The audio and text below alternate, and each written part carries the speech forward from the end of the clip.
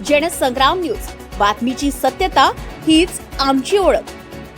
कॅमेरे, शोपीस, सुरक्षा, राम भरोसे। वर्धा सामान्य रुग्णालयात महिलेचे दागिने चोरीला, सीसीटीव्ही बंद असल्याने प्रशासनावर सवाल। वर्धा सामान्य रुग्णालयातील सुरक्षा व्यवस्थेचा पर्दाफाश।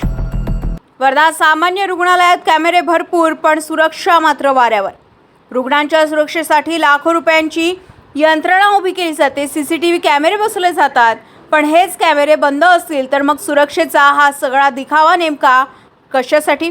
वर्धा शासकीय सामान्य रुग्णालयातील सीसीटीव्ही यंत्रणेवर आता गंभीर प्रश्नचिन्ह निर्माण झाले आहे। अनेक वार्डमधील कॅमेरे बंद असल्याची तक्रार आहे। विशेष म्हणजे अतिदक्षता प्रसूती पश्चात वार्डमध्ये प्रत्येक बेडजवळ कॅमेरे बसवण्यात आले, मात्र तेही कार्यरत नसल्याचा आरोप आहे। आणि याच दरम्यान रुग्णालयात महिलेच्या सोन्याच्या दागिन्यांची चोरी झाल्याची घटना समोर आली आहे। चोरट्याने रुग्णांच्या बेडजवळ बॅग बाहेर नेली, बॅगेतील सोन्याचे दागिने आणि रोख रक्कम काढून घेतल्यानंतर बॅग अस्ताव्यस्त अवस्थेत टाकून दिल्याचं सांगण्यात येत आहे। या घटनेनंतर रुग्णालयातील सुरक्षा व्यवस्थेचा प्रश्न ऐरणीवर आलाय। कॅमेरे बंद, त्यामुळे चोरट्यांवर नजर कोण ठेवणार?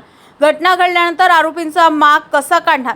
रुग्णालय म्हणजे उपचाराचं ठिकाण, पण इथं रुग्ण आणि त्यांच्या नातेवाईकांच्या साहित्याची सुरक्षा जर धोक्यात असेल तर जबाबदार कोण?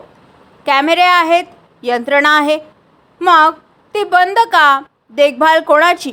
नियमित तपासणी कोण करणार? आणि रुग्णालय प्रशासनाची जबाबदारी नेमकी कुठे आहे?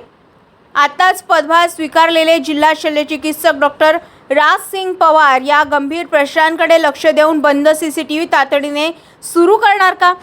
हा आता सर्वात मोठा सवाल आहे। रुग्णालय प्रशासनाने केवळ कॅमेरे बसवून मोकळं न होता ते 24 तास कार्यरत आहे की नाही, रेकॉर्डिंग सुरू आहे की नाही, याची नियमित तपासणी करणं गरजेचं आहे। कारण प्रश्न फक्त एका चोरीचा नाही, प्रश्न आहे रुग्णालयात उपचारासाठी येणाऱ्या प्रत्येक रुग्णांच्या आणि त्यांच्या नातेवाईकाच्या सुरक्षेचा। रविराज घुमे, जनसंग्राम न्यूज, वर्धा।